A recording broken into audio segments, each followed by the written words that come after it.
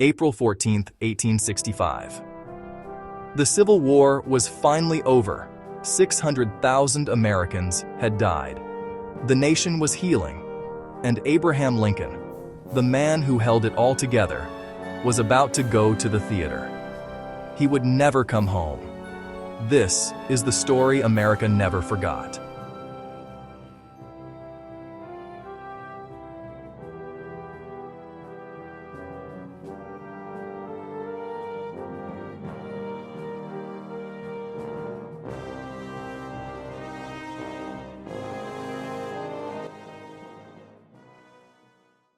To understand Lincoln's last night, you must first understand his state of mind. For 4 brutal years, Lincoln had carried the weight of a broken nation on his shoulders. Sleepless nights, endless grief, letters from mothers who had lost their sons. But on the morning of April 14th, something was different. Lincoln woke up, smiling. He told his cabinet that morning, "I had a dream last night. I was on a ship, moving rapidly toward a dark and indefinite shore." He had that same dream before every major event of the war. Bull Run, Antietam, Gettysburg. He told them, "Good news is coming, gentlemen. Mark my words." He was right, but not in the way he expected. Lincoln had been invited to Ford's Theater that evening to see a popular comedy, Our American Cousin. He didn't want to go. Mary Todd Lincoln had planned the evening. The papers had already announced the president would attend. Tickets were sold out. Lincoln told his bodyguard William Crook that afternoon, "I have a strange feeling about tonight." Crook would later say those words haunted him for the rest of his life. But Lincoln was a man of his word. He had promised Mary he would go. At 8 p.m., the presidential carriage rolled down Pennsylvania Avenue. Inside, Lincoln sat quietly, looking out the window at the city he had saved. While Lincoln was preparing for an evening of laughter, John Wilkes Booth was preparing something else entirely. Booth was 26 years old, a famous actor, handsome, charming, and filled with a burning, irrational hatred for Abraham Lincoln. He was a Confederate sympathizer. He believed Lincoln was destroying the South.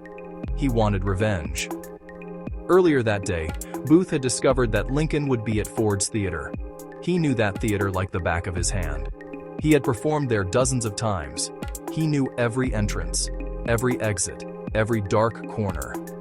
That afternoon, he drilled a small hole in the door of the presidential box. Box 7 and 8, combined into one for the president. He tested his single-shot Derringer pistol, and then he waited. Lincoln arrived at Ford's Theater at 8:30 p.m., 30 minutes late. When he walked into the presidential box, the entire audience rose to their feet and cheered. The orchestra played "Hail to the Chief." Lincoln smiled. He waved. He sat down. The play continued. Lincoln laughed. He relaxed. For the first time in years, the weight seemed to lift from his shoulders. At 10:13 p.m., the funniest line of the play was delivered. The audience roared with laughter. In that moment, in that single, brief, joyful moment, John Wilkes Booth entered the presidential box. He pressed the Derringer against the back of Abraham Lincoln's head and pulled the trigger. The theater erupted into chaos. Mary Todd Lincoln screamed. Major Henry Rathbone, seated nearby, tried to grab Booth. Booth slashed his arm with a knife and leaped from the box onto the stage, 12 feet below. His spur caught the bunting. He stumbled. He broke his left leg. But he ran into the alley behind the theater, onto a waiting horse, and into the night. Meanwhile, in box 7 and 8, Abraham Lincoln sat slumped in his chair, unconscious. A young doctor in the audience, Charles Leal, rushed forward. He was just 23 years old. He had graduated from medical school only weeks before. He examined Lincoln and knew immediately the wound was fatal. "His wound is mortal," he said quietly. "It is impossible for him to recover." Lincoln was carried across the street to the Peterson House, a boarding house owned by William Peterson.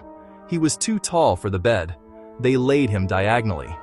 For the next 9 hours, the most powerful man in America lay in a small, simple room, breathing his last breaths.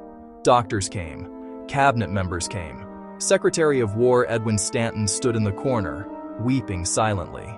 Mary Todd Lincoln was inconsolable. She held her husband's hand. She whispered to him. He could not respond. Outside, a crowd gathered in the rain. Thousands of people, black and white, stood in silence in the darkness, waiting, praying. John Wilkes Booth was hunted down and killed 12 days later. His co-conspirators were tried and executed. But the real story of that night is not about Booth. It is about a man who came from nothing, a log cabin in Kentucky, and became everything. Abraham Lincoln freed 4 million enslaved people. He held a nation together when it wanted to tear itself apart. He believed, even when no one else did, that America could be better. And on his last night on earth, he laughed. He relaxed. He held his wife's hand. He watched a play. He was, for one brief moment, just a man. And then, he was history. America has never forgotten that night, and it never should. If this story moved you, hit like, subscribe, and share. Because this is what USA The Untold Truth is all about. Real stories, real history, never forgotten. I'll see you in the next one.